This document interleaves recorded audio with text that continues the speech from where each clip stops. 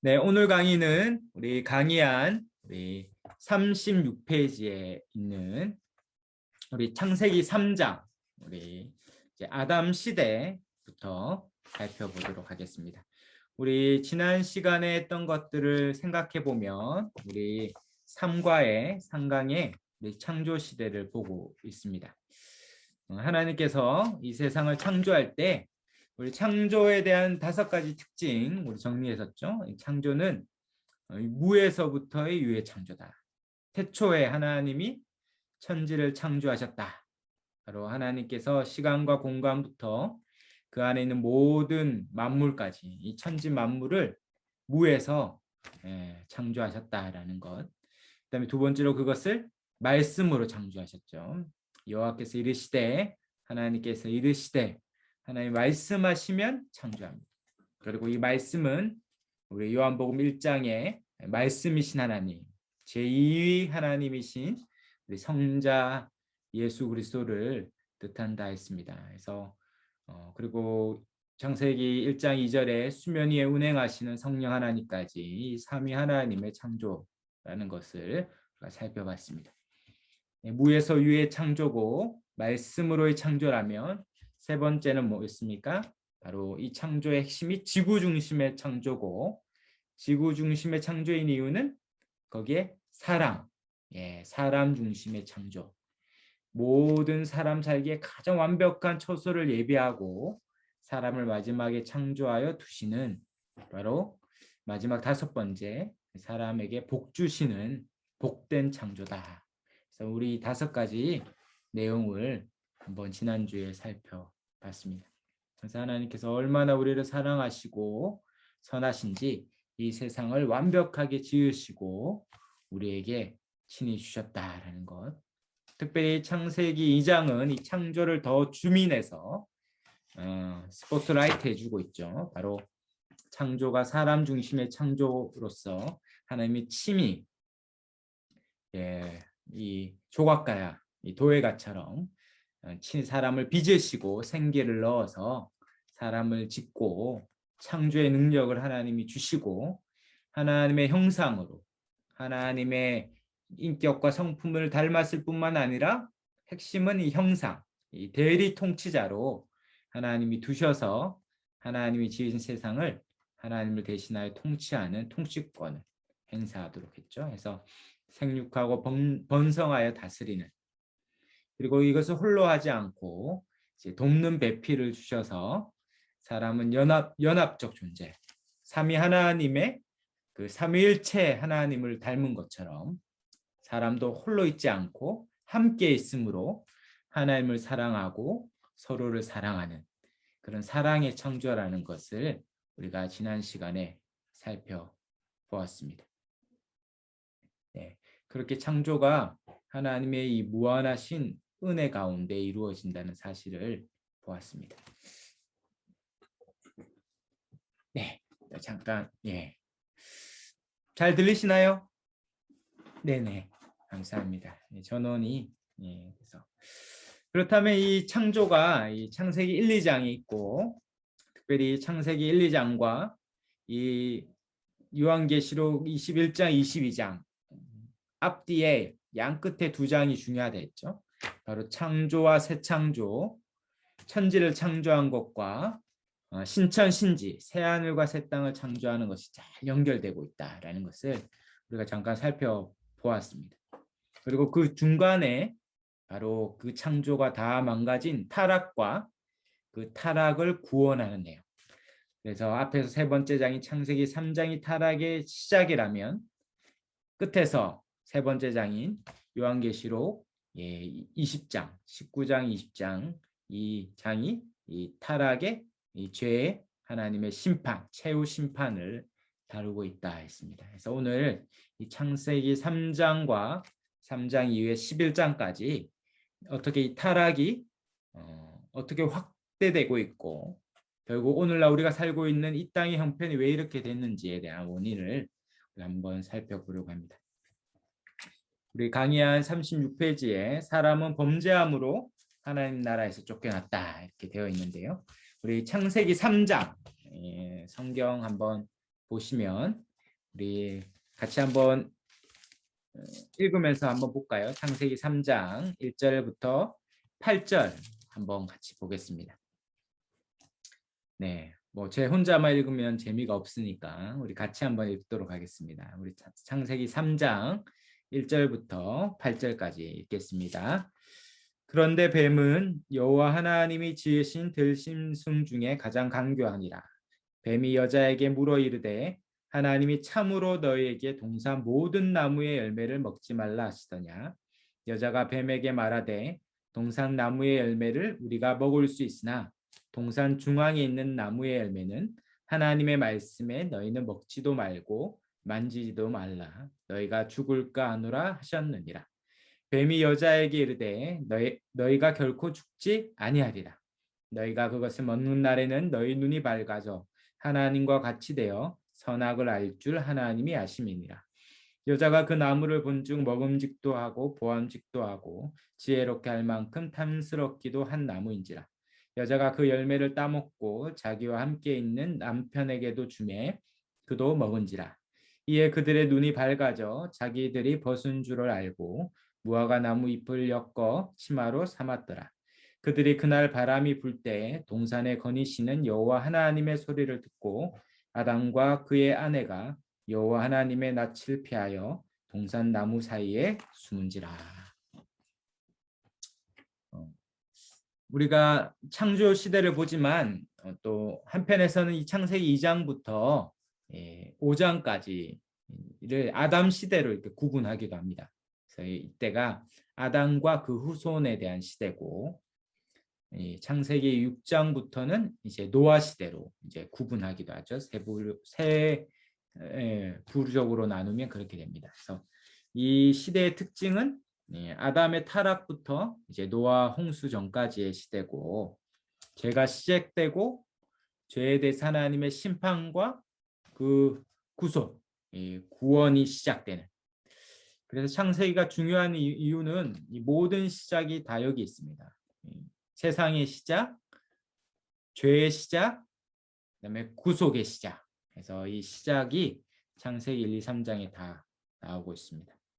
바로 그 구속의 시작이 우리가 잘 아는 창세기 이제 살펴보겠지만 3장 15절에 나오는 바로 여자의 후손을 통한 이 메시아의 약속이 구속의 시작을 알려주고 있습니다.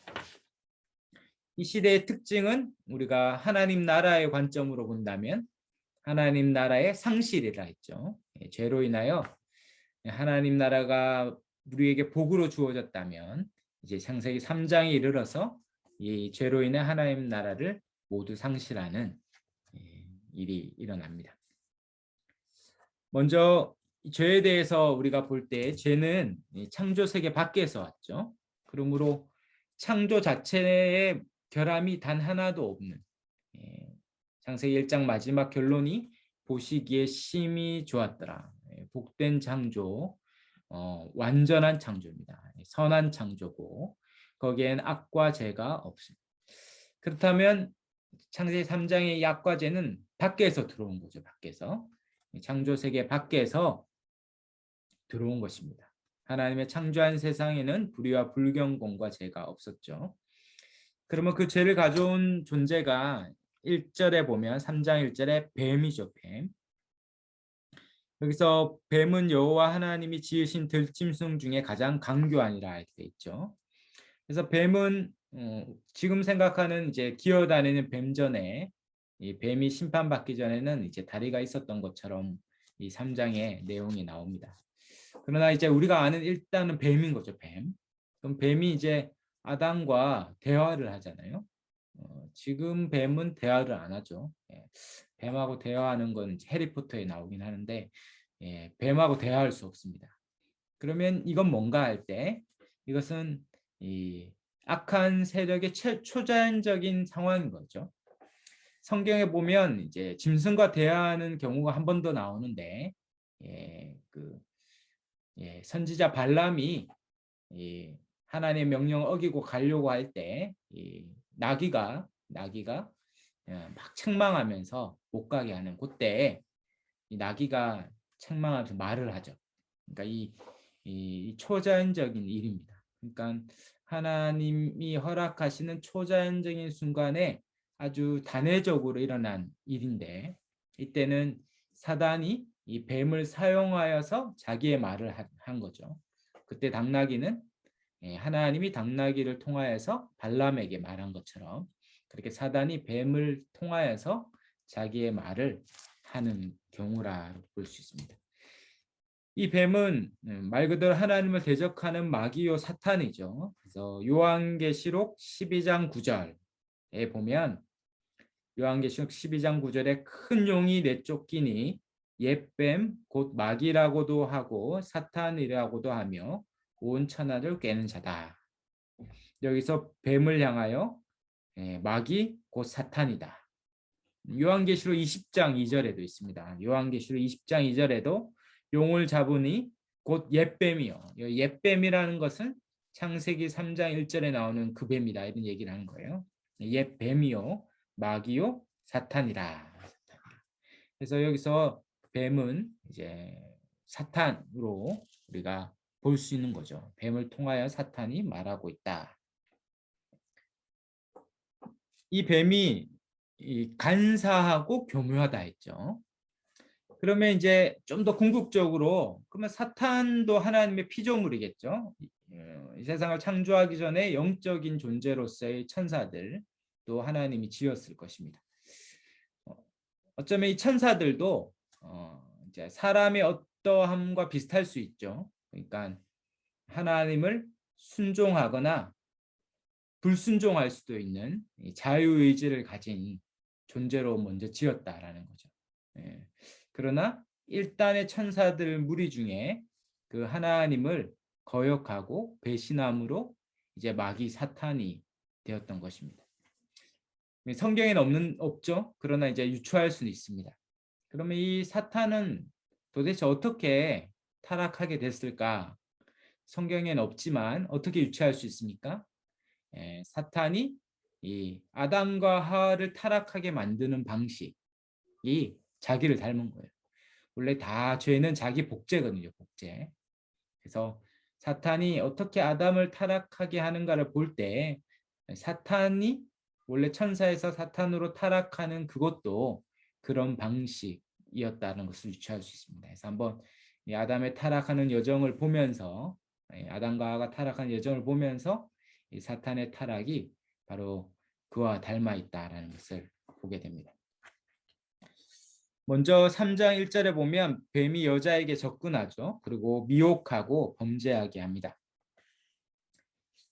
그 사탄의 모든 질문은 아시다시피 의도적입니다. 의도죠. 이것은 대단히 교묘하죠. 우리가 악한 세상에 오늘날 사는데요. 이 악한 세상도 기본적으로 강교하다는 것을 우리가 잊지 말아야 됩니다. 우리가 정말 순수하고 정말 순전한 신앙을 갖지만, 그러나 성경은 뭐라고 얘기합니까? 비둘기같이 순결하지만 이 뱀처럼 지혜로워야 된다. 뱀처럼 지혜로워야 된다는 것은 사탄처럼 되라는 게 아니라 이 강교한 이 악한 사탄의 계략을 간파하고 그렇게 어리숙하게 넘어가면 안 된다는 거예요.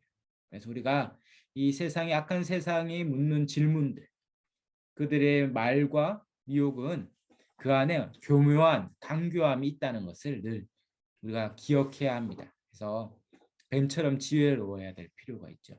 왜냐하면 뱀이 묻는 질문들, 그 안에는 숨은 의도가 있기 때문에 그렇습니다. 1절의 질문의 처음은 뭐였습니까? 하나님이 참으로 너희에게 동산 모든 나무의 열매를 먹지 말라 하시더냐? 이 질문을 통해서 뱀이 의도한 게 뭘까요? 이미 우리가 여러 번 설교를 들었거나 강의를 들은 분들은 이제 잘 아실 텐데, 동산 모든 나무의 실과를 먹지 말라 하시더냐 하면, 이 하와가 들으면 모든 나무의 열매를 먹지 말라 한 건 아니지. 뭘 먹지 말라 했죠? 선악을 알게 하는 나무의 열매를 먹지 말라 했지. 그러므로 뭘 주목하게 만드는 거죠? 먹지 말라 한 것에 주목하게 만드는 거예요. 반대로 뭡니까? 먹도록 한 수많은 것들에 대한 것보다 먹지 말라 한 단 하나에 집중하도록 만드는 것입니다. 한 가지 더 나가기 전에 왜 하와였을까요? 하와. 아담에게 하면 더 직접적이고 어쩜 뒤에는 오히려 아담에게 책임을 묻거든요. 왜냐하면 하와를 잘 지도하고 이끌어야 될 책임이 아담에게 있었는데 그러지 못했기 때문에 아담에게 책망이 큽니다. 근데 왜 뱀은 하와였을까요?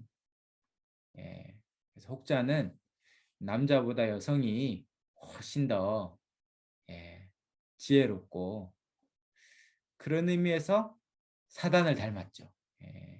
이렇게 말하면 좀 그렇지만 여자가 훨씬 더 마귀적입니다. 이렇게 말하면 좀 페미니즘적인 발언인데 무슨 말이냐면 훨씬 더 남자보다 지혜롭죠. 남자는 어리숙해서 이렇게 잘 안 넘어가요. 근데 마귀적이란 말은 훨씬 더 마귀와 같이 훨씬 더 탁월함과 지혜로움을 닮았어요. 그 일명이 자기애가 훨씬 더 크죠. 왜냐하면 남자보다 훨씬 더 좋은 재료도 지었을 뿐만 아니라 훨씬 더 존재 자체나 이 신체 자체도 훨씬 더 고등한 존재입니다. 남자는 이제 흙으로 만들었잖아요. 그래서 흙도작인데 여성들은 뼈로 만들었잖아요. 그래서 본 차이 납니다. 잘 부서지지도 않고 남자는 쉽게 상처받는데 여성들은 그렇지 않아요. 여성들은 훨씬 더 원래 남자는 흙으로 만든 시제품이고 이제 여성들은 마지막 이제 완제품이죠. 최종 제품이죠. 그래서 훨씬 더 탁월하고 그러므로 돕는 배필일 수 있는 거예요. 왜냐하면 돕는다는 건 원래 더 가진 자가 덜 가진 자를 돕는 거거든요. 뭔가 힘이든 지혜든 있어야 돕잖아요. 그러니까 여성들이 훨씬 더 남자의 돕기에 괜찮은 거죠. 여성들에게 잘 보이려고 계속 이렇게 얘기하는 건 아닌데 하여튼 훨씬 더 마귀와 닮은 거예요. 마귀와 자기 수준과 닮았기 때문에 하와를 꼬시는 게 훨씬 더 유리했다. 그래서 묻는 거죠. 이렇게 물으면 그 뉘앙스를 파악하는 거예요. 그러면 모든 나무의 실과를 먹지 말라 한 게 아니라 하나를 먹지 말라 했죠. 왜 그걸 안 줬을까? 생각하는 거예요. 왜 안 줬지? 그전에는 그런 생각 안 했거든요. 왜냐면 다 줬으니까. 그리고 동상 중앙에 딱 그걸 보면서도 먹고 싶은 생각을 안 했습니다. 왜냐하면 먹을 게 지천에 있는데 마음껏 풍족하게 먹으면서 그 주신 이를 기억하라고 동산 중앙에 있는 나무를 보면서도 감사했는데 갑자기 의문이 들었죠. 왜 주시지 않았을까? 왜 그 마지막 하나까지 주시지 않았을까? 결국 하나님에 대해서 왜곡된 생각을 가지기 시작하는 거예요. 하나님은 뭔가 억압하거나 금지하고 또 우리에게 뭔가를 주시지 않는 인색하고 부족한 우리를 부족하게 만드는 분이다라는 오해를 만들기 시작합니다. 그래서 대답하는 거예요. 2절에 뱀에게 이렇게 말하죠. 2절 3절에 동산 나무의 열매를 우리가 먹을 수 있으나 동산 중앙에 있는 나무의 열매는 하나님의 말씀에 너희는 먹지도 말고 만지도 말라. 너희가 죽을까 하노라. 이 여자의 대답엔 몇 가지 오류들이 있어요. 첫 번째는 2절에 동산 나무의 열매는 우리가 먹을 수 있으나 라는 말은 뭡니까? 그건 됐고 이건 됐고 이제 이건 됐고 주지 않은 그 하나에 대해서 얘기하자는 거예요. 이미 동산의 모든 것을 주신 하나님의 이 풍성함과 충만함 하나님의 그 자비롭고 사랑이 많으신 거에 대해서 간구하기 시작하는 것입니다. 원래 먹지 말라는 구절은 2장 창세기 2장 17절에 있죠. 선악을 알게 하는 나무의 열매는 먹지 말라. 내가 먹는 날은 반드시 죽으리라. 그러나 그 전에 우리는 늘 왜 이걸 먹지 말라 했을까 생각하기 전에 16절을 같이 읽어야 돼요. 16절. 창세기 2장 16절을 늘 읽으면서 17절을 봐야 됩니다. 16절에 뭐라고 되어 있습니까? 읽어볼까요? 창세기 2장 16절. 여호와 하나님이 그 사람에게 명하여 이르되 동산 각종 나무의 열매는 내가 임의로 먹되. 그러므로 창세기 3장 2절에 하와는 두 단어를 빼버렸어요. 각종 동산나무의 각종 열매를 우리가 임의로 먹을 수 있으나, 이런 하나님의 자비로우심과 풍성함에 대한 생각을 다 떠나봅니다. 임의로 마음껏 제가 늘 첫자를 붙이고 싶은데 마음껏 먹을 수 있어요. 마음껏 네 먹고 싶은데 다 먹고, 그것도 매일같이 과일을 바꿔가면서 열매를 바꿔가면서 먹어도 넘쳐날 만큼 각종 열매를 먹는데 이제 그것에 대한 감사와 기쁨이 없습니다. 그리고 오히려 3장 3절에 두 가지를 왜곡하죠. 하나는 없는 말을 넣었고 하나는 있는 말을 뺐어요. 뭘 넣었습니까? 먹지 말라 했는데 먹지도 말고 만지지도 말라. 이 만지지도 말라는 말을 넣었죠. 이게 원래 없던 말을 넣었어요. 그리고 너희가 반드시 죽으리라 했는데 반드시 죽으리란 말을 뺐죠. 그리고 죽을까 하노라. 이 말은 안 죽을 수도 있다는 여지를 남겨놓은 것입니다. 결국 하나님에 대한 불신이 하나님의 말씀에 대한 불신으로 가는 것이죠. 인색하고 째째한 하나님, 억압하는 하나님, 하나님이 그 아까워서 안 줬다 이렇게 생각하는 순간 먹지 말라 했는데 만지는 것도 뭐라 하시는 하나님으로 왜곡되게 됩니다. 만져도 됩니다. 가서 그 선악을 알게 한 나무 열매를 따가지고 야구해도 되고 뭐 축구해도 됩니다. 뭐 만져도 돼요. 먹지 말라 했죠. 그러나 만지지 말라는 말을 넣으면서 하나님에 대해서 더 억압하고 왜곡된 생각을 넣게 되었죠. 그리고 죽을까 하노라는 말 속에서 하나님 말씀에 대한 신뢰, 그것들을 잃어버렸습니다. 이렇게 하나님의 말씀에 대해서 흔들리는 이 순간 사단은 놓치지 않아요. 그래서 바로 4절에 뱀이 바로 치고 들어오죠. 결코 죽지 않아요. 결코 죽지 않는다. 원래는 반드시 죽으리라 했는데 반대로 결코 죽지 않는다. 하나님의 말씀을 정면으로 반박하고 하나님을 거짓말쟁이로 만들었습니다. 그리고 헛된 약속을 주죠. 너희가 그걸 먹는 날에는 5절에 너희 눈이 밝아서 하나님과 같이 되어 선악을 알게 될 것이다. 바로 거짓된 말로 미혹하는 것입니다.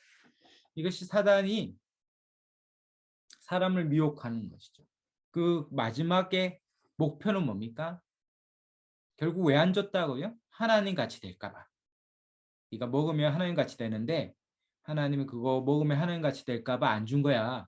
너가 그 먹으면 하나님 같이 될 거야. 라는 이 말도 안 되는 이야기를 하는 것이죠. 죄의 핵심은 뭡니까? 하나님 같이 되려는 거예요. 바로 하나님으로부터의 독립. 이것이 죄의 본질입니다. 본질.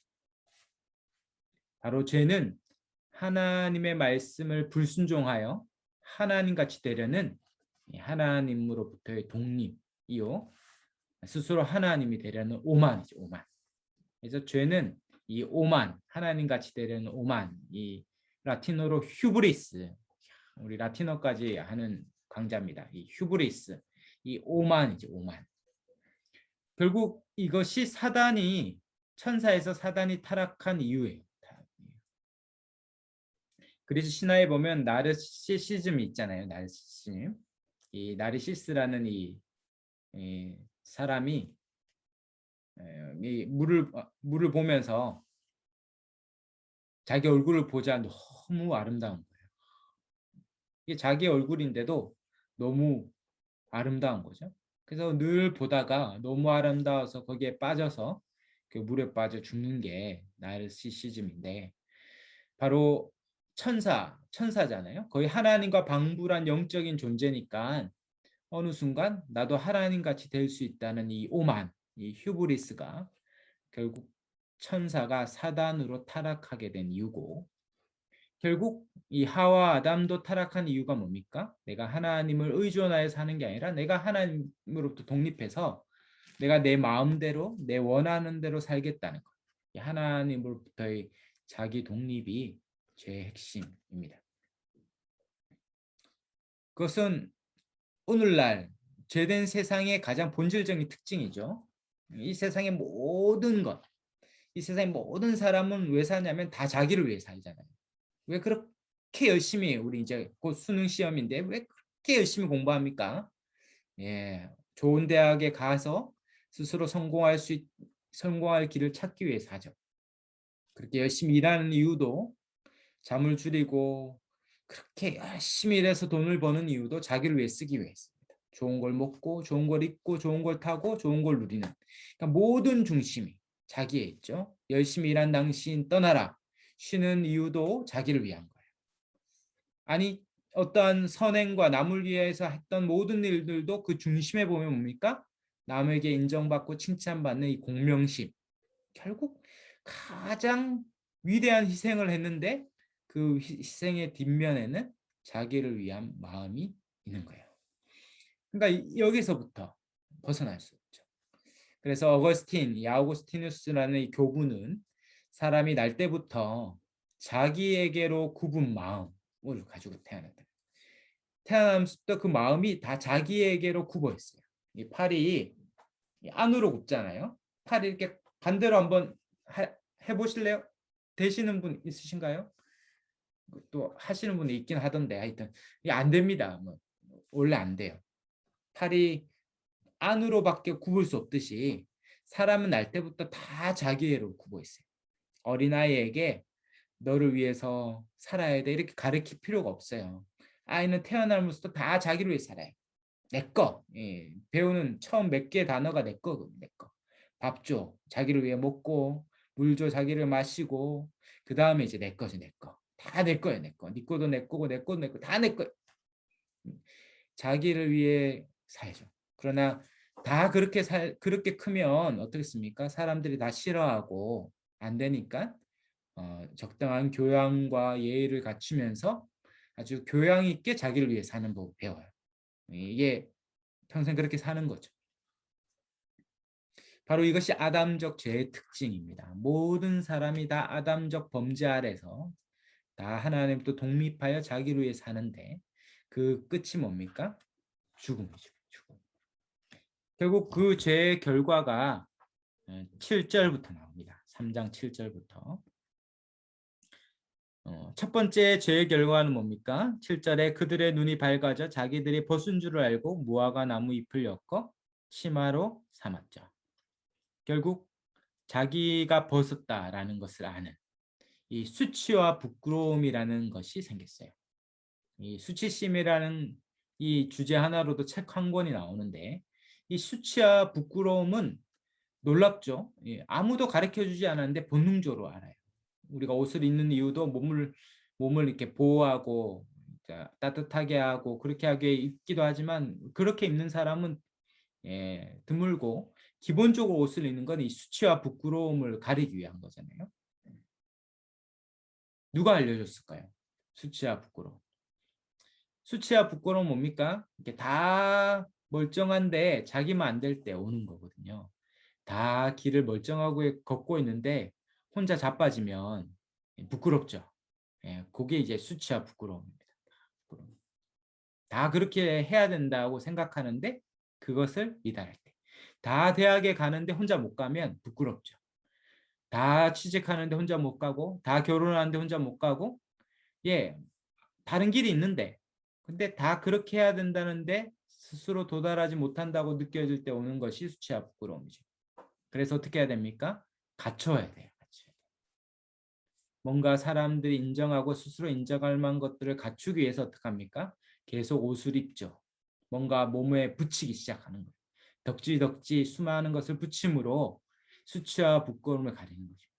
뭔가 괜찮게 보이려는 것이지만 그것의 반면엔 수치와 부끄러움이 있습니다. 사람들이 엄청 우월감 있는 사람을 만납니까? 그 사람은 곧 열등감에 빠져요.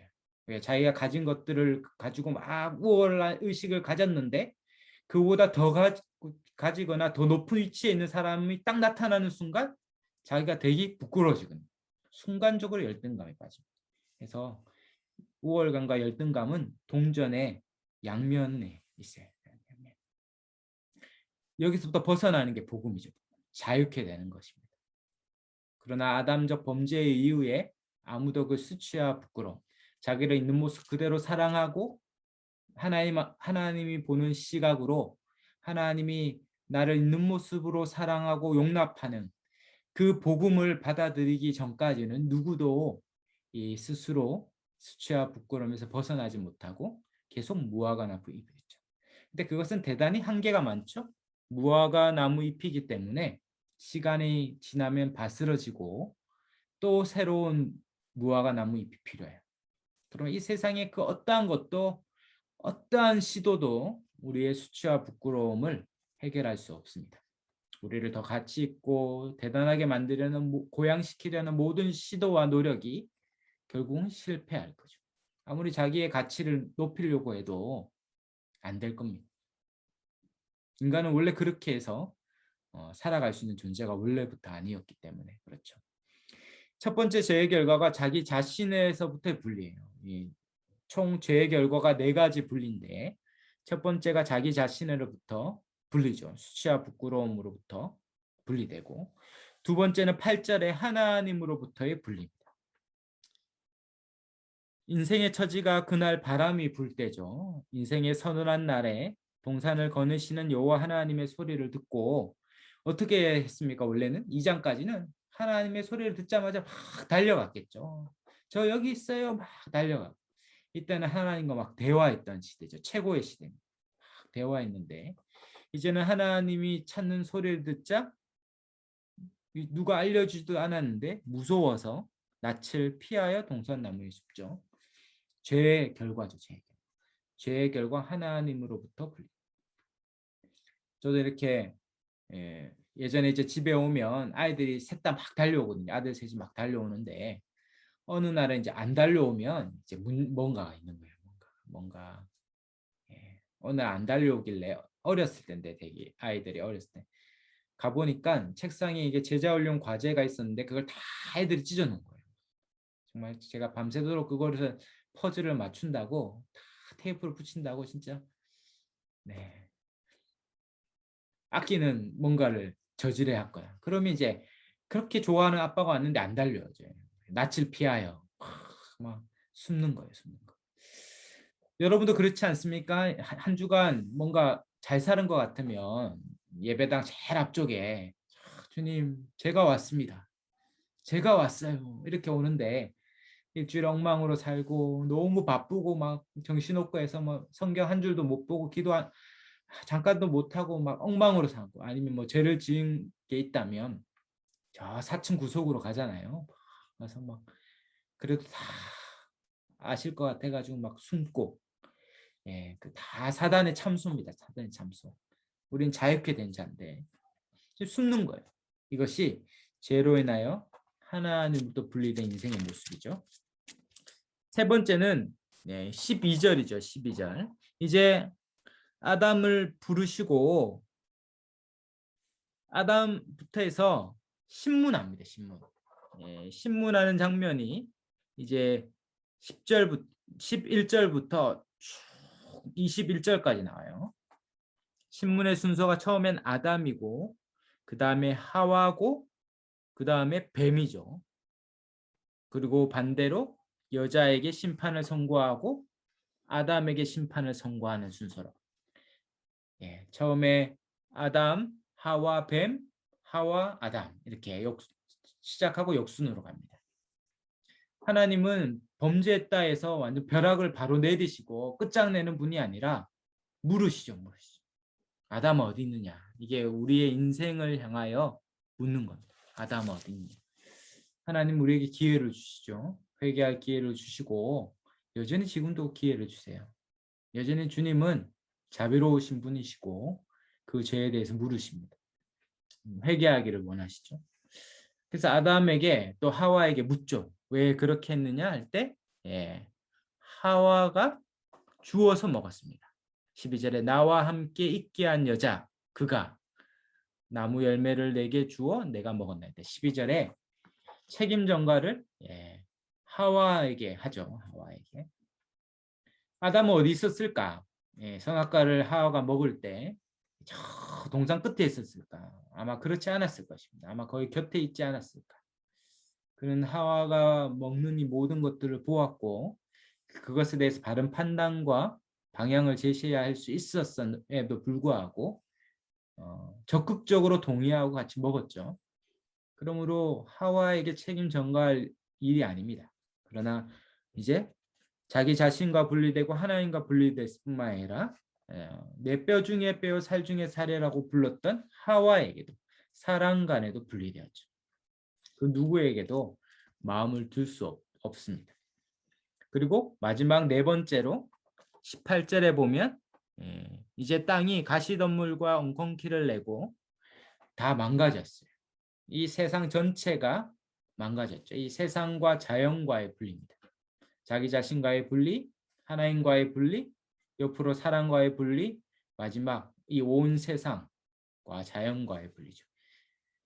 왜 세상이 다 망가집니까? 그것이 아담이 이 세상을 다스리는 책임이 있기 때문에 그렇죠. 생육하고 번성하여 땅에 충만하고 땅을 다스리고 정복하는 이 온 세상을 다스리는 책임이 아담에게 있는데 아담이 범죄함으로 그 아담에 속한 이 세상도 다 타락하여 망가졌어요.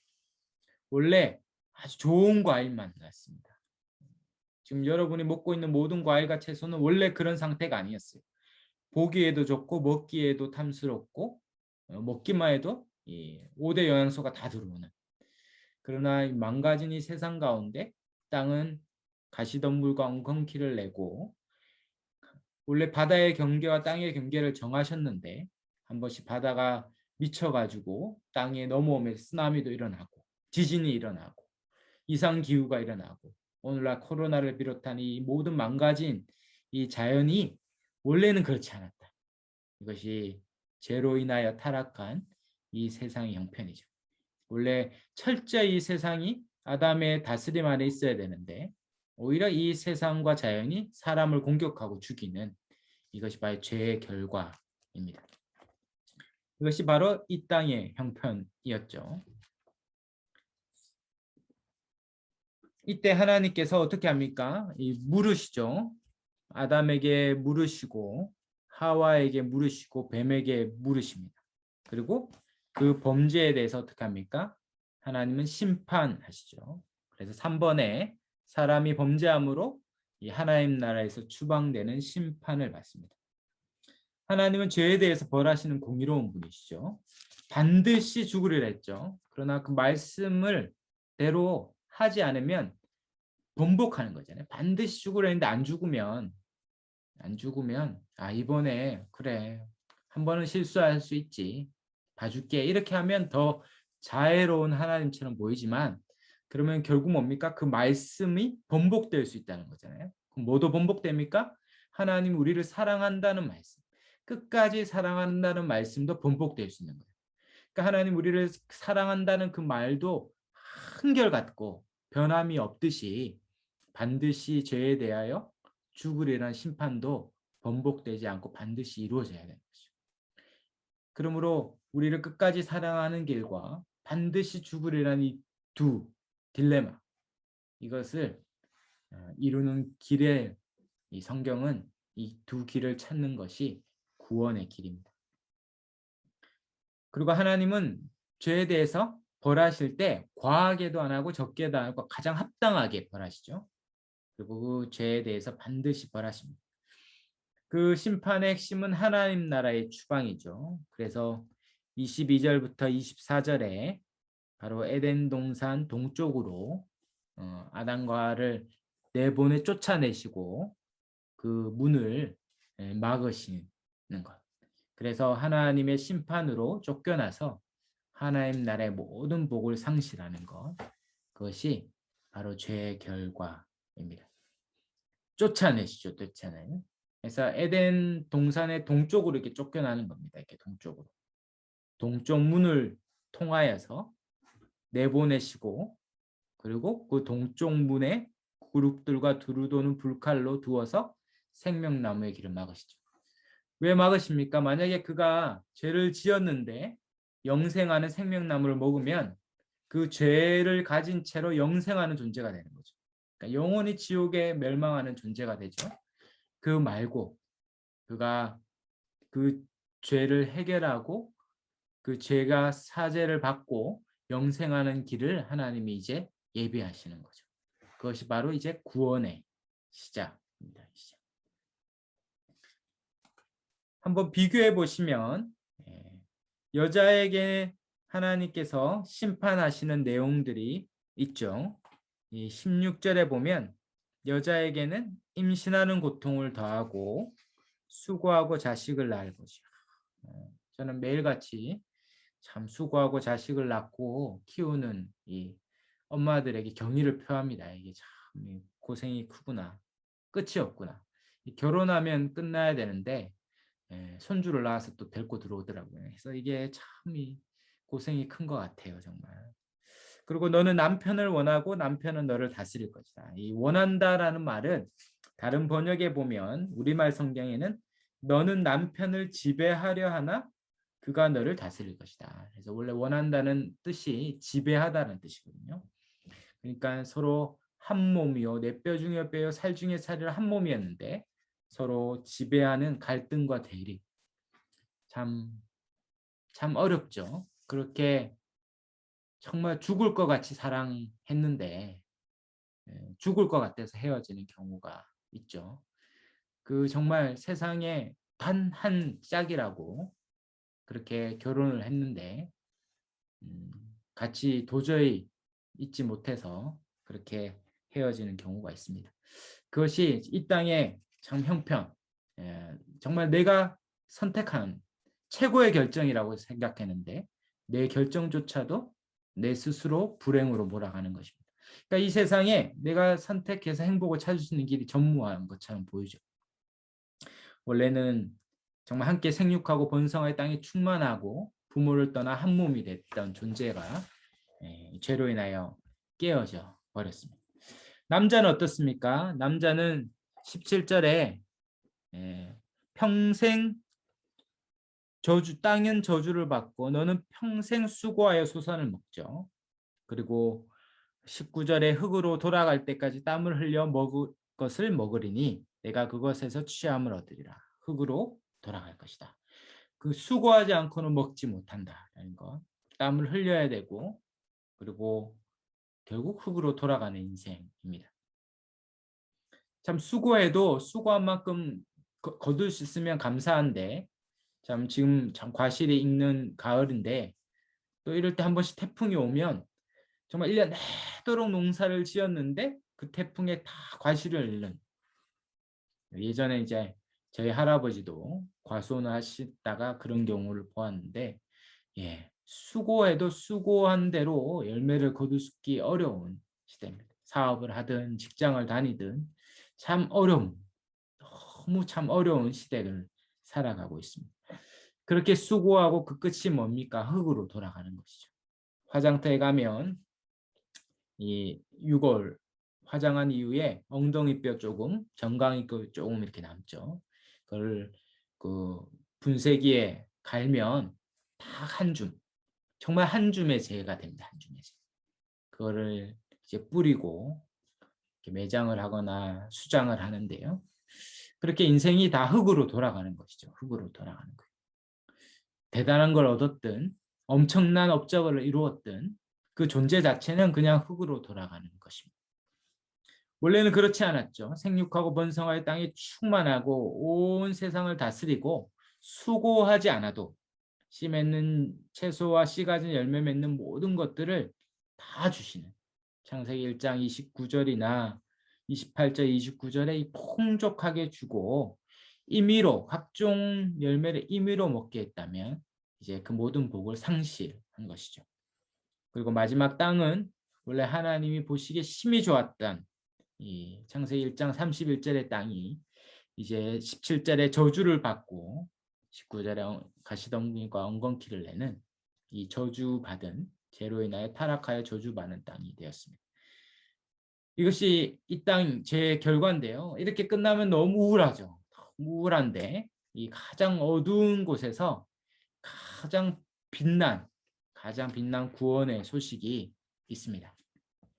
제3장은 이제 타락이죠. 죄의 시작이고 창세기 1, 2장에 있었던 그 가장 아름답고 엄청난 일들이 다 무로 돌아가는 것처럼 보입니다. 정말 타락하지 않은 곳이 하나도 없을 만큼 다 오염되고 이 죄로 인해 다 망가졌어요.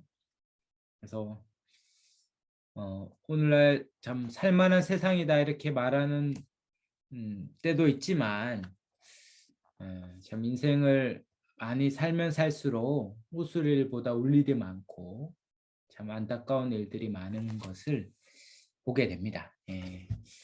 그 타 종교가 이제 구원은 없지만 이 세상의 이해는 있는 거죠. 그래서 뭐 불교 같은 것도 사성제 이 세상이 고통이다, 고통. 이 고집멸도잖아요, 고통. 고통이 집착에서 오고 집착을 멸하면 도에 이른다 하지만 문제는 이 집착이 안 멸해져요. 내 안에 내가 너무나 많아서 이게 안 되는 것이죠. 돌을 닦으면 자기가 비워지는 게 아니라 잡생각이 더 들고 집착이 더 커져지고 그래서 이 세상이 고통입니다. 자연은 어떤가? 자연도 다 고통이죠. 자연도 평화로운 대자연이지만 그 안에 들어가면 다 먹이사슬 안에 있어요. 사람은 호랑이 가죽을 얻으려고 총을 쏘려고 하고 우치무라 간조가 얘기하는 그 글에 보면 호랑이는 또 어디를 보고 있냐면 사슴을 보고 있고 사슴은 풀을 보고 있고 또 풀 안에 있는 그 작은 미물도 또 다른 작은 미생물을 먹으려고 노려보고 있는 다 이렇게 엉켜져서 어디 하나 안식이 없는 세상이다. 우리가 멀리서 보면 다 희극인데 가까이서 보면 다 비극이라고.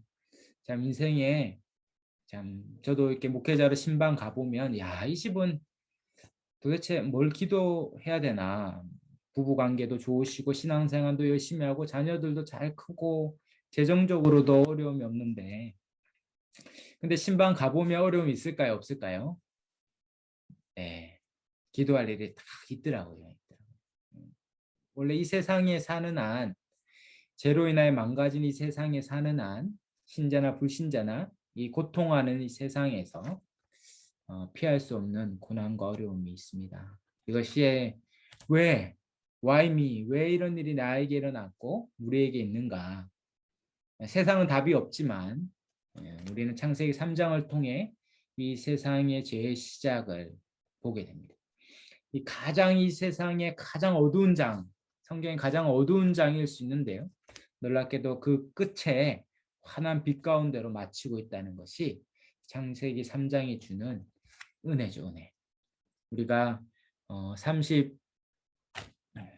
37페이지에 보면 강의안이죠. 하나님은 사람의 범죄 가운데 하나님 나라의 회복을 말씀하고 있습니다. 그것이 창세기 3장 15절인데 우리 한번 같이 읽어볼까요? 3장 15절 읽겠습니다. 창세기 3장 15절 내가 너로 여자와 원수가 되게 하고 내 후손도 여자의 후손과 원수가 되게 하리니 여자의 후손은 내 머리를 상하게 할 것이요 너는 그의 발꿈치를 상하게 할 것이니라 하시고 여기에 보면 이제 대립하는 두 대상이 있죠. 처음에는 나는 하나님이고 너는 이 사탄에 대한 징계하는 거죠. 아담과 하와는 취조하고 그 다음에 심판을 선언하는데 사탄은 바로 심판만 선언해요. 왜냐하면 사단은 회개할 기회가 없기 때문에 바로 심판을 선언하죠. 그래서 3장 14절에 바로 저주를 선언하고 이 저주를 선언하는 이 저주가 임하는 장에 놀랍게도 15절에 구원의 메시지가 있습니다. 내가 너인 사탄에게 여자와 원수가 되게 합니다. 그러니까 사탄과 여자가 원수가 되고 또 내 후손, 사탄의 후손과 여자의 후손이 원수가 되죠.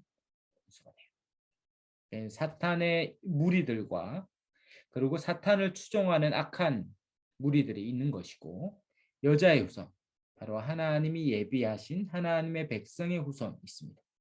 그래서 한편에서 이것이 죄된 세상의 무리고 하나는 하나님의 백성인 교회라고도 말할 수 있어요.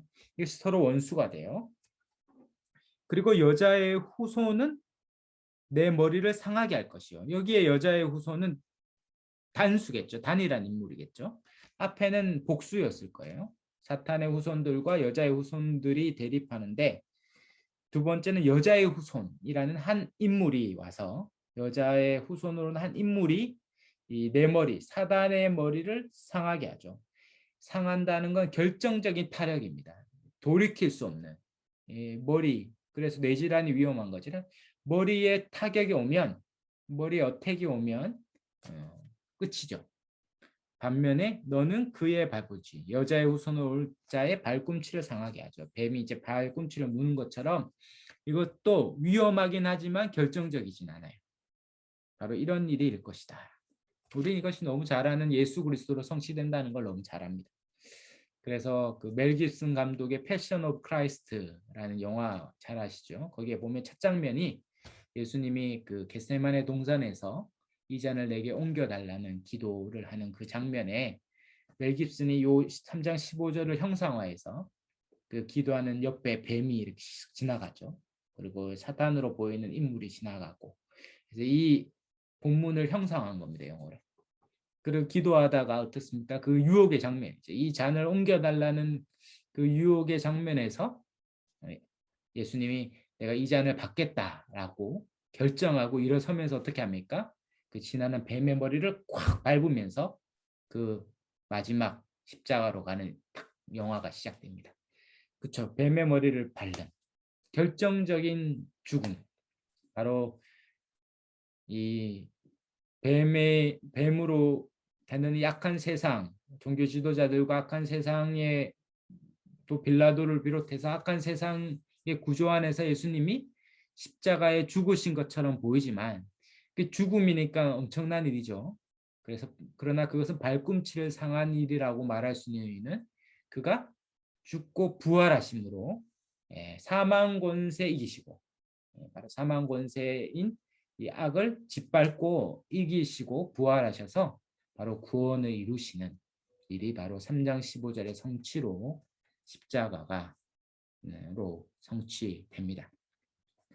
바로 하나님이 사람의 불순종하는 이 범죄한 그 현장에서 하나님이 이 구원, 용서와 새 생명과 하나님 나라의 회복을 말씀하시죠.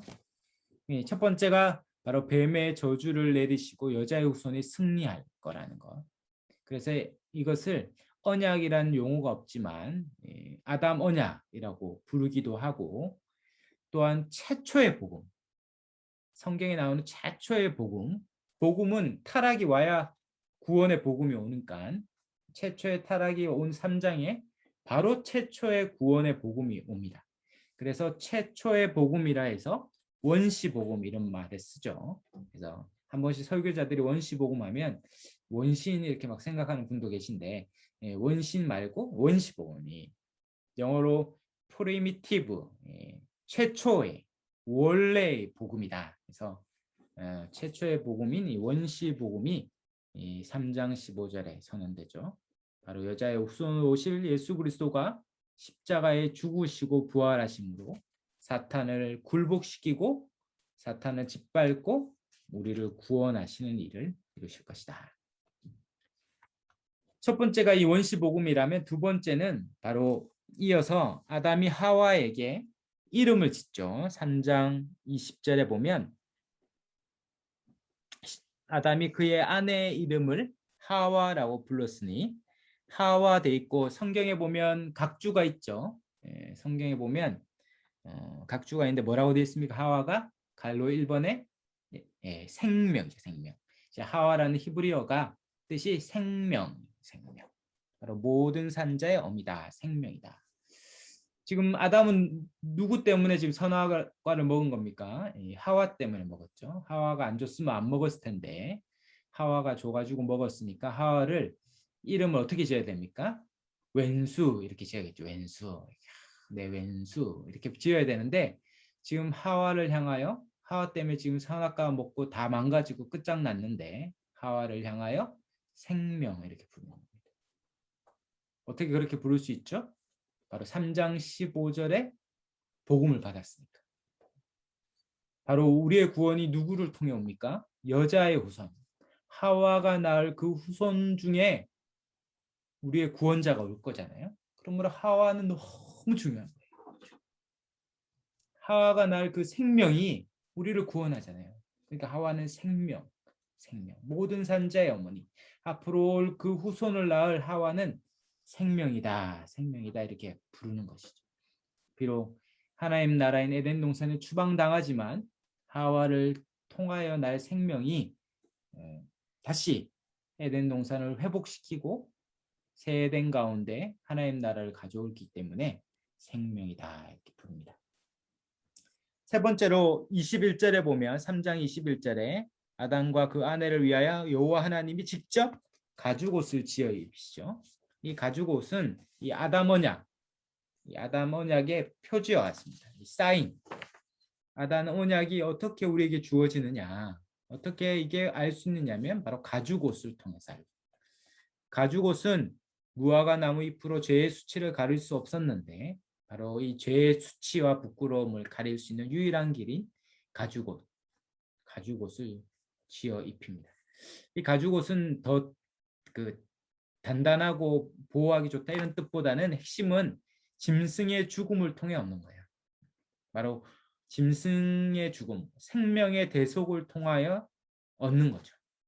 누군가의 대속적 죽음을 통해서 그 희생을 통해 우리가 구원을 얻을 것들을 예고해주는 사인, 표지판이.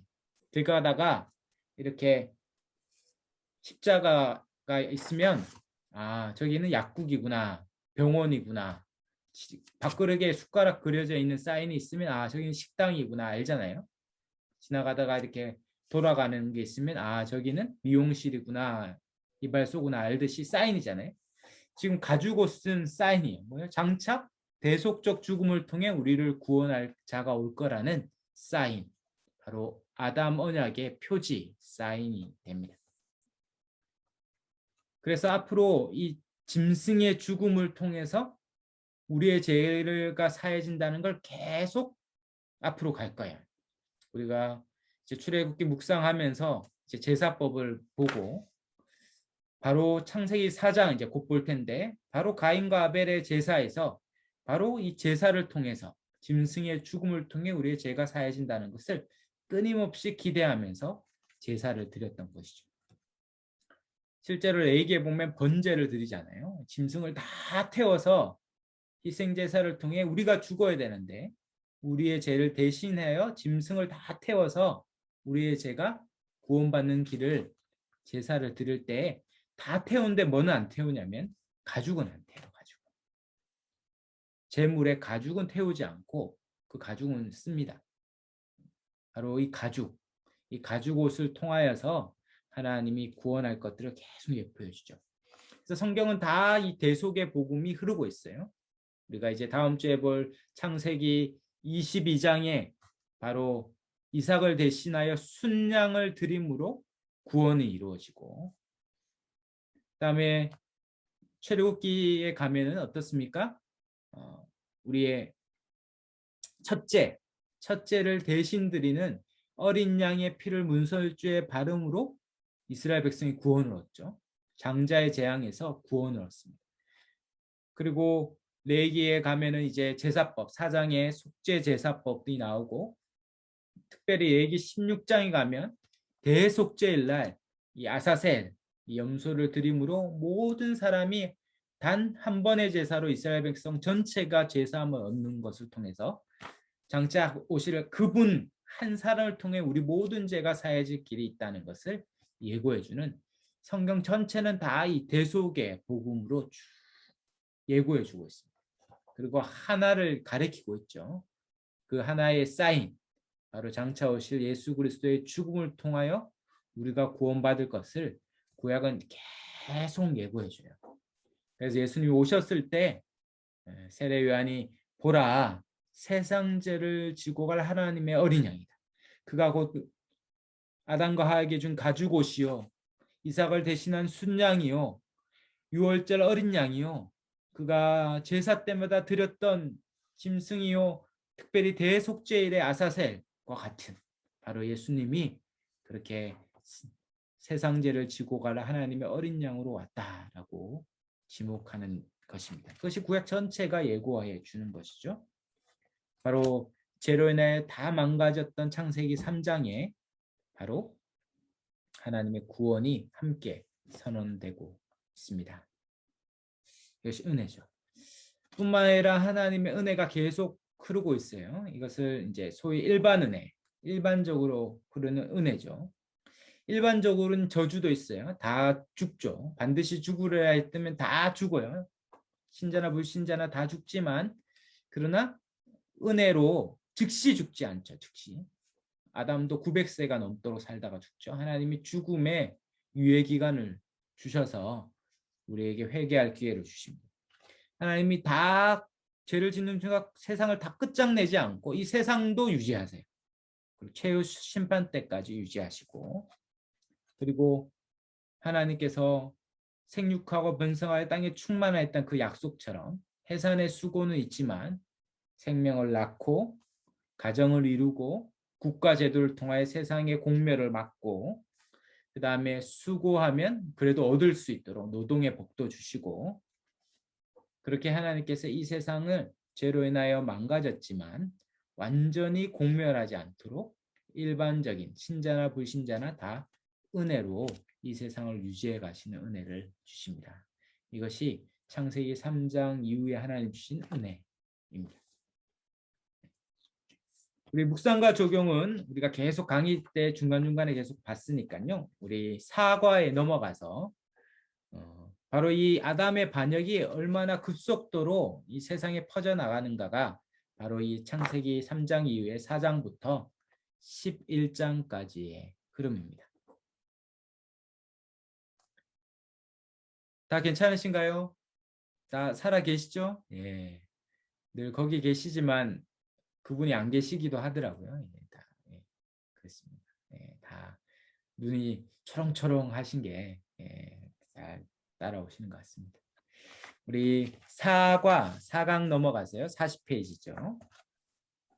창조 시대에 우리 계속 이어서 아담 시대 확장을 보고 있습니다. 이 죄인들이 하나님께 반역하여 사람의 나라를 세우려는 것이 창세기 11장까지의 내용입니다. 하나님께서 창조하시고 복을 주셨지만 이 첫 인류인 아담과 하와가 범죄하여 그 나라에 추방당했죠. 그래서 사람은 하나님 나라를 잃어버리고 저주받은 이 세상이 더 이상 하나님 나라의 삶의 터전이 되지 못했습니다. 그런 하나님이 그 가운데서도 회복을 약속하시고 돌보시는 것을 우리가 보았죠. 그러나 아담과 하와의 타락과 추방 이후에 인류는 이 반역의 역사, 죄가 급속도로 눈덩이처럼 퍼져가는 역사를 이어옵니다. 바로 하나님 나라가 아니라 사람이 주가 되어 다스리는 이 죄인의 나라, 사단의 나라를 세웁니다. 이것이 어떻게 흘러가고 있는지 우리가 4장부터 한번 살펴보려고 합니다. 이때의 특징을 개관해 보면 이 아담과 하와의 범죄와 타락으로 인류가 이제 그 창세기 3장 15절에 있는 것처럼 여자의 후손과 뱀의 후손, 사단의 후손의 대립으로 가요.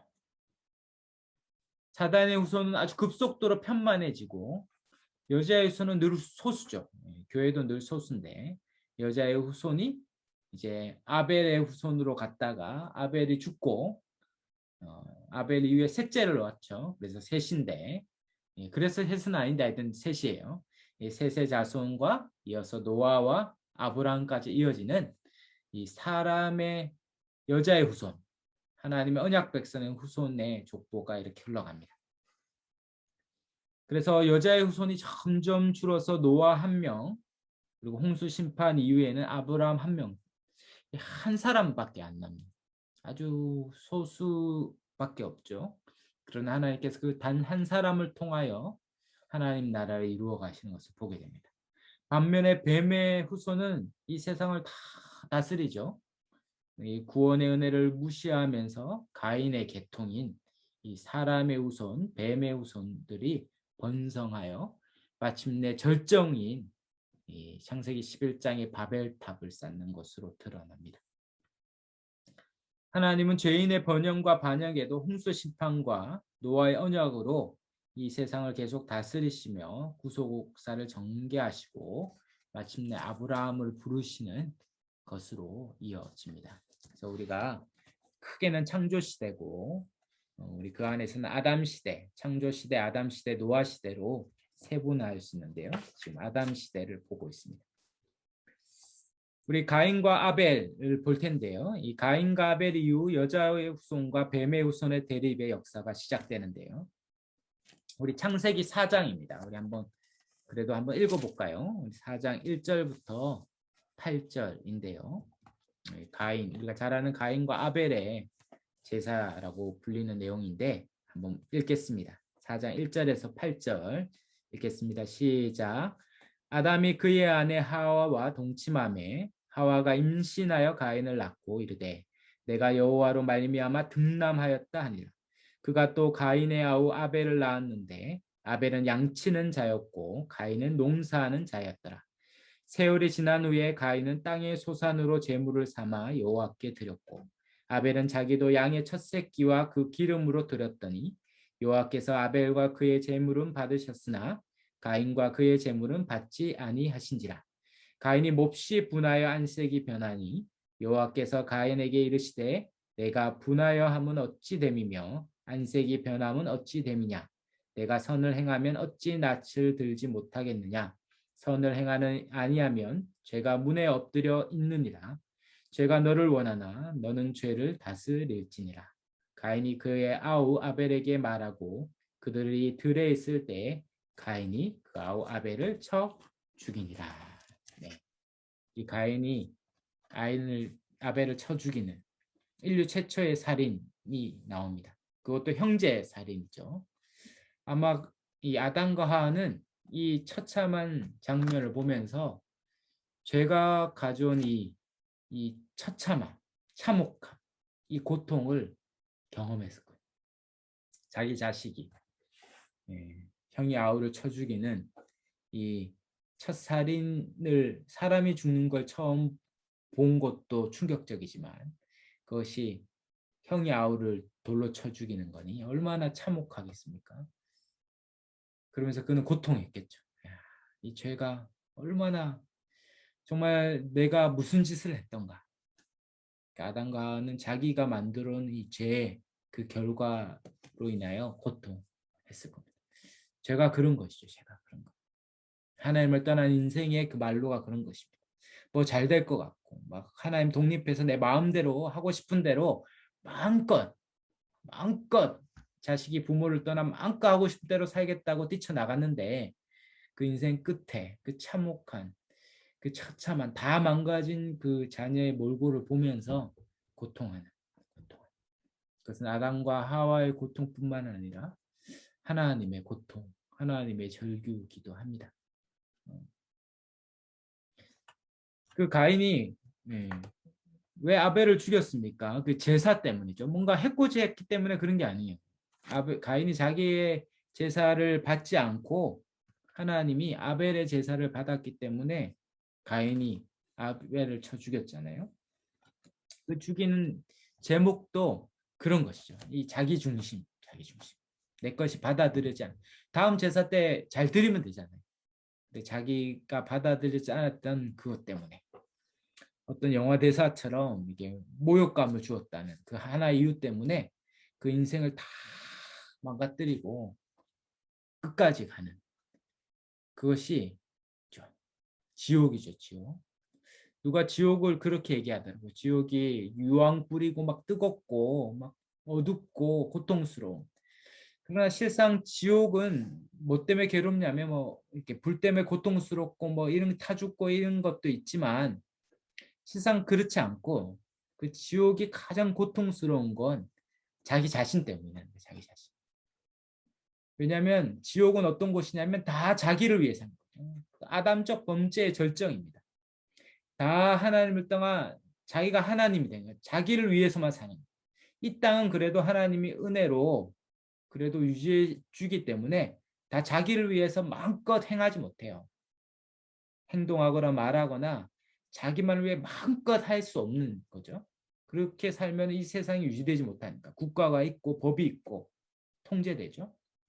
그러나 눈먼 자들의 도시라는 소설이나 영화에 나오는 것처럼 그 모든 하나님의 일반 은총이 다 없어지고 다 자기만을 위하여 욕심껏 살아가는 그 최고치를 자기를 위해 사는 사람들만으로 모여 있는 곳. 그게 딱 지옥이죠. 한번 생각만 해도 끔찍하지 않죠. 아무도 나를 위로해 주는 사람이 없어요. 아무도 나에게 좋은 말을 단 하나도 건네는 사람이 없습니다. 다 자기만을 위해 살죠.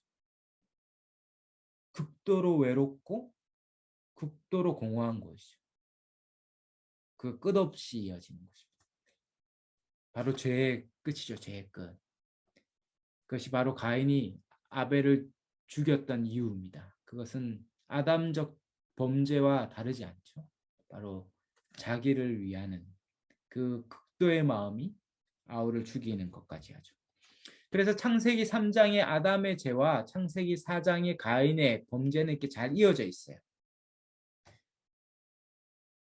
죄 짓는 장면이 나오죠. 이렇게 아주 이게 모의 사례잖아요. 교사라는 건데 들에 가자 이렇게 말하고 들에 있을 때 아벨을 쳐 죽이죠.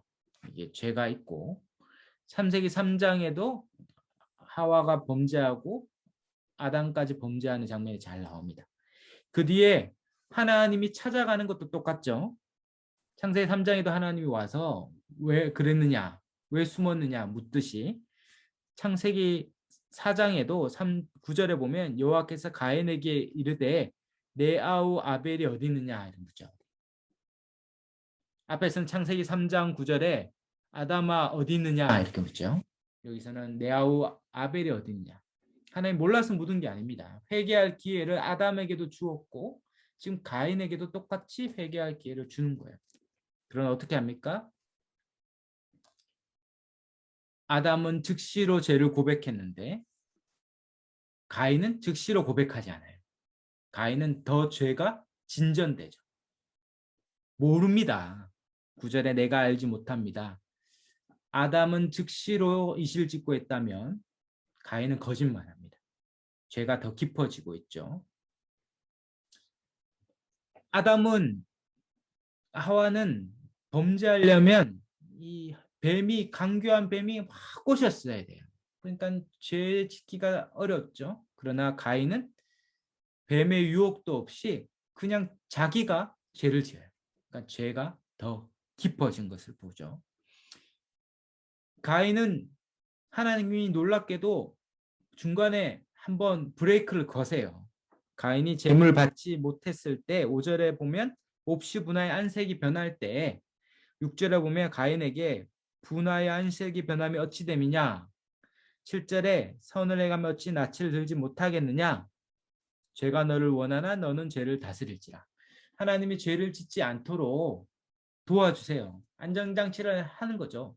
여기에서도 원하나는 앞에 있는 우리 16절에 앞에 있는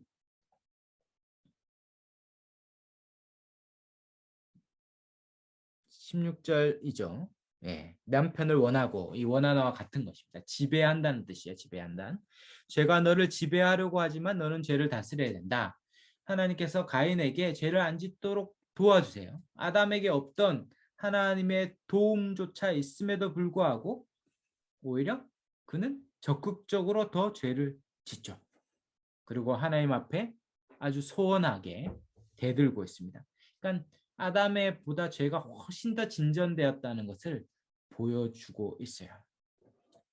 그리고 그가 알지 못하겠다 하니까 10절에 핏소리가 땅에서부터 호소한다. 그때 가인은 어떻게 합니까? 13절에 내 재벌이 너무 무겁습니다. 하나님이 12절에 너가 이제 땅에서 피하여 유리하는 자가 된다 할 때 그는 하나님의 죄에 대해서 심판에 대해서 더 크다고 막 항의하죠. 아담은 항의하지 않았죠. 그것을 받고 오히려 그것을 통하여서 다시 하나님께로 나아가려고 다시 그 구원의 복음을 붙들고 나아가려고 한다면 가인은 회개의 조짐이 보이지 않아요. 오히려 하나님의 설득에도 이의를 제기하고 14절에 이 지면에 나를 쫓아내었거든. 4장 14절에도 보면 내가 유리한 자 되지 못하겠습니다. 살려달라고 합니다. 이렇게 아담의 죄보다 가인의 죄가 더 증가하는 것을 성경이 보여줍니다. 죄가 이렇게 계속 눈덩이처럼 커지는 것을 보여줘요. 그래서 유리한 자가 되니까 어떻게 합니까? 하나님이 또 은혜로 15절에 표를 주죠. 여호와께서 그에게 이르시되 4장 15절에 그렇지 아니하리라 가인을 죽이는 자는 벌을 7배나 받으리라 하고 가인에게 표를 주사 그를 만나는 모든 자에게서 죽임을 면하게 하리라. 하나님께서 죽임을 면할 수 있도록 도와주기도 합니다. 근데 어떻게 합니까? 가인은 그것도 불순종하죠. 14절에 16절에 가인이 여호와 앞을 떠나서 에덴 동쪽 놋 땅으로 거주하더니 점점 에덴 동산에서 동쪽으로 멀어져 가고 있어요. 그리고 17절에 아내와 동침하여 그가 임신하여 에녹을 낳죠. 이 에녹은 5장에 나오는 에녹과 다른 사람입니다. 다른 사람. 가인의 아들 에녹이에요. 그리고 어떻게 합니까? 17절에 가인이 성을 쌓고 그의 아들의 이름으로 성의 이름을 에녹성을 짓습니다. 지금 뭐 하고 있죠? 하나님 말씀에 불순종하고 있죠. 하나님은 너가 유리하는 자가 되리라 이렇게 심판했다며 그가 그 심판을 받아야 되는데 오히려 그 심판에 불순종하여 성을 쌓고 스스로 자기의 제국을 만듭니다. 이때부터 이제 하나님을 떠나 반역한 인류가 하는 일은 제국을 만드는 거예요. 성을 쌓고 담을 지르고 자기의 제국, 자기가 왕이 되어 하나님 아니라 스스로 왕이 되어 하나님같이 다스리는 제국을 쌓기 시작하는 것이죠. 그것이 바로 이제 사람의 나라, 사단의 나라, 바로 하나님을 대적하는 나라가 생기는 시작입니다. 그 시작이 뭐 때문에 그렇습니까? 제사 때문에 그랬죠. 가인은 왜 하나님이 제사를 받지 않고 아벨은 제사를 받았습니까? 4장에 보면 3절에 보면 가인은 땅의 소산으로 제물을 삼아 여호와께 드리고 4장 4절에 아벨은 양의 첫 새끼와 그 기름으로 드렸더니 아벨과 그의 제물은 받으셨고 가인과 그의 제물은 받지 않으셨어요. 많은 경우 이제 가인은 전심으로 드렸고 아벨은 전심으로 드렸고 가인은 그렇지 않았다. 그래서 아벨과 그 제물을 받으셨고 가인과 그 제물을 받으시지 않았다 했으니까 아벨과 가인의 이 제사를 드리는 중심을 보셨다라고 해석하기도 합니다. 예, 그것도 뭐 맞지만 믿음을 보신 거죠. 히브리서의 11장에 보면 아벨은 믿음으로 제사를 드렸다라고 11장 4절에 나오니까 그 믿음을 보신 거예요. 정말 그 믿음은 뭡니까? 요 경계가 있겠죠. 요 넘어가는 것은 믿음이고 요 아닌 것은 믿음이 아니에요. 요 경계를 넘어가는 것은 하나님 받으시는 제사고 이 경계를 넘어가지 않는 것은 이쪽에 있는 것은 받지 않는 제사죠. 요 경계는 뭡니까? 더 뜨겁게, 더 간절하게, 더 사랑하고 더 마음을 드리는 그게 참 모호하죠. 99.9%의 마음도 안 돼요. 100%여야 되거든요. 그러므로 그것이 우리를 다 모호하게 만드는 거죠. 그러나 성경은 오히려 뭘 강조하고 있습니까? 가인과 아벨이 드린 제물을 강조하고 있죠. 가인은 땅의 소산으로 제물을 삼아 드렸고 아벨은 짐승으로 제물을 드렸다 이렇게 얘기하지 않고 양의 첫 새끼와 그 기름으로 가인이 드린 제물 자체를 성경은 의도적으로 강조하고 있습니다. 하나님이 구원의 길을 제시하셨죠. 가죽옷, 바로 짐승의 대속을 통하여서 속죄할 것이다. 죄를 사할 것이다 했다면 아마 아담은 자기 가인과 아벨에게 이걸 다 가르쳤을 것입니다. 가죽옷이다. 가죽. 생명이다. 생명. 하나님 우리의 구원의 길을 예비할 거다. 이걸 다 알려주죠. 그리고 성경은 3절에 보면 의도적으로 세월이 지난 후에 라는 표현. 오랜 세월이 흘렀어요. 그리고 하나님의 이 약속의 말씀을 믿고 순종한 아벨과 자기 본의대로 드렸던 가인이 구별되고 있습니다.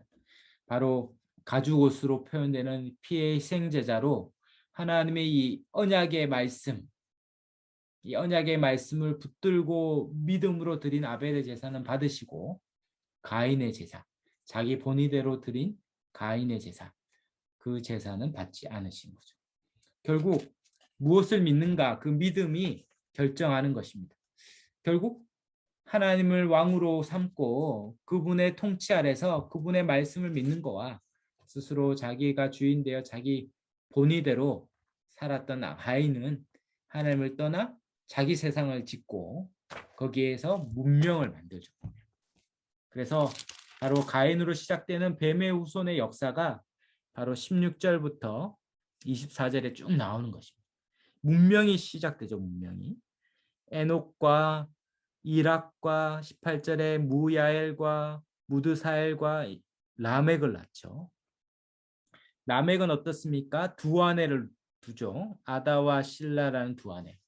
성경에 나오는 최초의 일부 다처제입니다. 자기가 눈에 좋은 대로 여자를 취하여서 일부 다처제가 생기죠. 그리고 아다는 야발을 낳고 야발은 가축 치는 조상이 됩니다. 이제 농업과 목축업이 시작되죠. 문명이 생겨요. 문명이. 그리고 21절에 유발을 넣는데 유발은 수금과 퉁수 잡는 자죠. 음악과 예술이 생깁니다. 원래 음악과 예술은 먹고 살만해야 생기거든요. 그가 자기 나라를 샜고 부유하고 풍족하자 바로 예술과 음악이 생기기 시작하죠. 그리고 22절에는 두발 가인을 낳죠. 구리와 석쇠로 여러 가지 기구를 만들어서 기술이 발전하죠. 기술이. 그래서 문명이 극도로 최첨단으로 이룹니다. 그래서 자기를 높이는 방향으로 계속 가죠. 그리고 23절에 라멕의 노래가 나오죠. 이게 신대. 자기 아내를 부르며 노래합니다. 아다야 실라여 내 목소리를 들으라. 라멕의 아내들이여 내 말을 들으라. 나의 상처로 말미암아 내가 사람을 죽였고 나의 상함으로 말미암아 소녀를 죽였도다. 가인을 위하여 벌이 7배일진데 라멕을 위하여는 벌이 77배일지라. 이전에는 어떻습니까? 가인이 아벨을 쳐 죽였다면 이제는 라멕이 자기가 상처받았다는 이유만으로, 자기 마음이 상했다는 이유만으로 무참히 사람을 죽이죠. 소년도 죽여요. 그리고 그 죽인 것을 어떻게 합니까? 이전에 숨겼죠. 그래서 땅의 피가 알렸다면 지금은 노래합니다. 막 자랑해요. 사람을 죽인 것을 자랑하고 아내들한테 막 자랑하고, 그리고 벌이 가인에게는 7배입니까? 바로 4장 15절에 여호와의 말씀을 빗대어서 나는 여호와보다 더 힘이 세서 여호와는 7배 정도라면 나는 77배 정도 할 만큼 강력하다라는 이 휴브리스, 이 오만함이 하늘을 찌릅니다. 그 하늘을 찔러서 마침내 바벨탑까지 쌓는다까지 그것이 극도로 하나님같이 이르려는 그것이 바로 하나님을 떠난 인류의 모습이죠. 그러나 반대로 하나님의 백성은 어떻습니까? 마지막으로 25절부터 보면 이제 아벨이 죽고 여자의 후손의 계보가 끊어질 때 하나님께서 다시 아담과 하와에게 셋이라는 다시 아들을 주시고 아벨을 대신하여 씨를 주셨다라고 말하죠. 하나님 여자의 후손의 계보를 이어갑니다. 그리고 26절에 셋이 아들을 낳아 에노스라고 부르죠. 에노스 바로 여호와의 이름을 불렀다. 여호와의 이름. 비로소 여호와의 이름을 불렀다는 것은 다른 말로 예배를 드렸다라는 겁니다. 바로 예배 드리는 여자의 후손인 하나님의 백성을 하나님이 새롭게 탄생시키죠. 가인의 후손은 스스로 나라를 세워서 극도로 이 세상의 주도적인 문명을 이루고 이 세상을 지배하는 문명이 됐다면 하나님의 백성은 예배하는 백성으로 만듭니다. 그리고 5장에 나오는 이 아담의 계보는 이 여자의 후손의 계보를 따르는 거예요. 하나님 말씀대로 다 죽었더라 죽지만 그러나 놀랍게도 가인의 계보를 따르는 7대 손이 라멕이라면 5장에 하나님의 백성을 따르는 이 셋의 후손을 따르는 7대 손이 누구냐면 누굴까요? 셋, 아담, 셋, 7절에 에노스, 10절에 게난, 그 다음에 5장 13절에 마할랄레, 그 다음에 16절에 야렛, 그 다음에 19절에 에녹이죠. 에녹. 악의 절정. 창세기 4장의 악의 절정의 모습이 바로 라멕으로 자기의 살인을 자랑하고 노래하는 이 참혹함의 절정이라면 하나님의 백성의 절정인 이 7대 손의 에녹은 이 계보에 아주 두드러지죠. 19절에 나는 에녹인데요. 에녹은 22절부터 24절이죠. 무드셀라를 낳은 후에 에녹이 300년을 하나님과 동행하여 자녀를 낳았으므로 그는 365세. 꼭 그렇게 연관되는 건 아니지만 365일 같죠. 365세를 살았어요. 24절에 에녹이 하나님과 동행함으로 하나님이 그를 데려가심으로 세상에 있지 않은 죽음을 보지 않고 하나님께로 들림받은 구약의 두 인물이죠. 에녹과 엘리야인데 바로 하나님과 동행함으로 다 죽었더라는 이 죽음이 지배하는 이 세상 가운데 하나님께서 부활의 소망으로 에녹을 주십니다. 바로 하나님께서 이 세상이 다 끝날 것 같지만 하나님이 친히 동행하여 에녹과 같이 여전히 이 땅 가운데 부활하여 이 세상을 구원할 것들을 약속해 주고 있습니다. 바로 이것이 누가 성취한 것입니까? 바로 에녹의 후손으로 오실 우리 예수님이 주님과 동행하심으로 그가 십자가에 죽은 것 같으나 부활하여서 우리에게 이 부활 생명을 주시는 새 일을 행하셨죠. 세상은 이렇게 압도적인 기술과 예술, 문명 대단하죠. 엄청난 위협적인 여러분 서울 가시면 그 롯데타워 한번 가보셔야 되는데 그 앞에 서면 내가 너무 작아 보여요. 너무 120층인가요? 너무 크니까 내가 너무 작아 보이거든요. 세상의 문명이 너무 크죠. 세상의 업적이 대단해 보이고 하나님 없이 살아가는 사람들이 이룬 일들이 커 보여도 하나님이 누굴 주목하십니까? 하나님의 백성의 계보를 따르는 저와 여러분을 주목하시고 마침내 모든 공력을 통해서 다 무너지고 하나님의 참 백성만이 드러나는 날이 올 줄 믿습니다.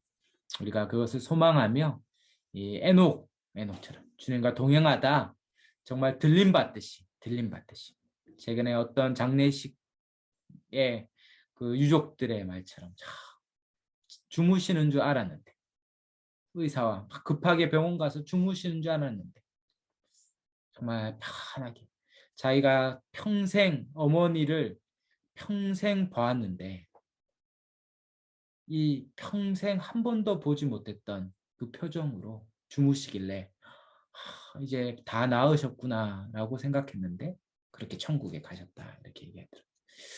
우리의 천국이 그런 곳입니다. 기대할 만한 곳입니다. 이 땅에 아무리 고통과 슬픔이 커도 우리가 기대할 그 천국은 우리의 모든 눈물을 닦아주시고 영원한 안식과 평강을 주는 곳인 줄 믿습니다. 우리가 그것을 기대하며 때로는 고통 많은 세상 또 어려움이 많은 우리의 인생살이가 있지만 주님이 동행해 주시고 정말 에녹처럼 우리가 들림받아 그 영원한 나라에 갈 줄 믿습니다.